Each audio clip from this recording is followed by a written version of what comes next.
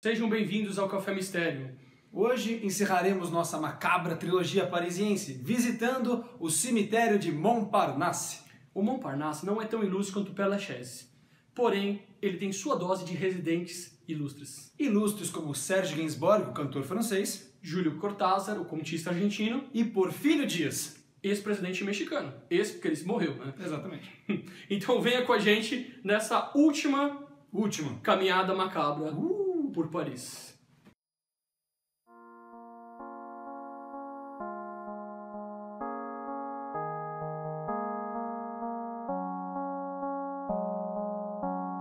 O cemitério é localizado no bairro de Montparnasse, que em português significa Monte Parnasso, uma referência à morada de Apolo e suas 9 musas na mitologia grega. Nossa visita ao cemitério aconteceu quase que por acaso. Tínhamos acabado de visitar as catacumbas e estávamos à procura de algum lugar para almoçar. Constatamos então que não estávamos muito longe desse cemitério. Uma rápida olhada no guia de viagens mostrou que muitas personalidades estavam sepultadas nele. Em nosso tour, nós escolhemos um chefe de estado, um escritor que morreu antes de conhecer a fama e um casal, alvo de muitos beijos após a morte, para mostrar para vocês.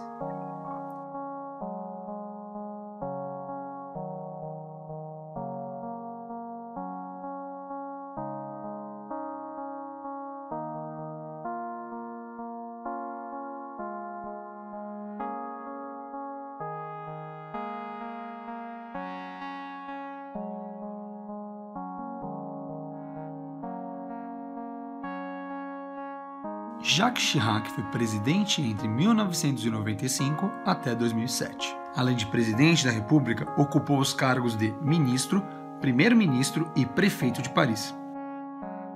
Sempre foi considerado, desde jovem, um político promissor na França, iniciando sua carreira política aos 30 anos.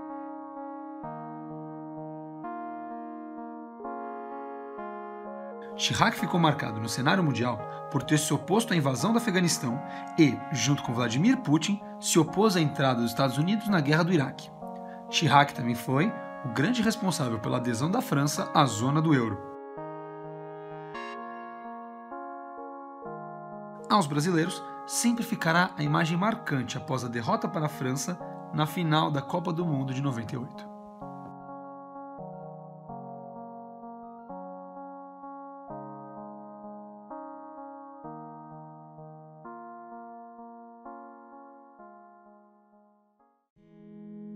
Charles-Pierre Baudelaire foi um poeta boêmio, considerado um dos precursores do simbolismo e reconhecido internacionalmente como o fundador da tradição moderna em poesia. Sua magnum opus é o livro de poemas As Flores do Mal, uma clara alusão às flores de ópio. Típico poeta boêmio do século XIX, viveu uma vida desregrada e regada a drogas como o ópio e o álcool. Essa vida radical acabou cobrando um alto preço. Baudelaire morreu de sífilis aos 46 anos. Após a sua morte, tornou-se um dos maiores poetas franceses do século XIX.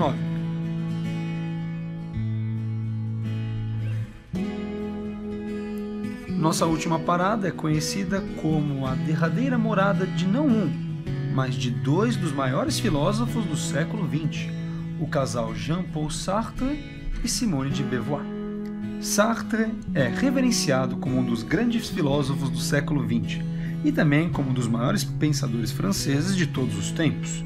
Simone nunca ficou atrás e também é considerada uma das mais importantes intelectuais do último século. Apesar de todos os louros, a vida de ambos não passou livre de polêmicas. Sartre e Simone diversas vezes foram criticados por posições polêmicas e por terem se associado a diversas figuras radicais de sua época, como Fidel Castro, Che Guevara e o grupo Baader-Meinhof. A relação duraria até a morte de Sartre, mais de 50 anos depois. Apesar da longevidade da relação, a fidelidade não era um dos elementos essenciais do romance. Tanto Sartre como Simone tiveram inúmeros amantes ao longo da vida. Apesar de mais de meio século juntos, A morte não foi o suficiente para afastar esse casal, e a relação continua viva. A lápide do túmulo é lotada de oferendas, na verdade, passagens de metrô usadas, e coberta de marcas de batom. Um hábito bizarro e pouco higiênico por parte dos fãs do casal. Mas o próprio Sartre não era um grande fã de asseio pessoal, então tenho certeza que ele não reclamaria.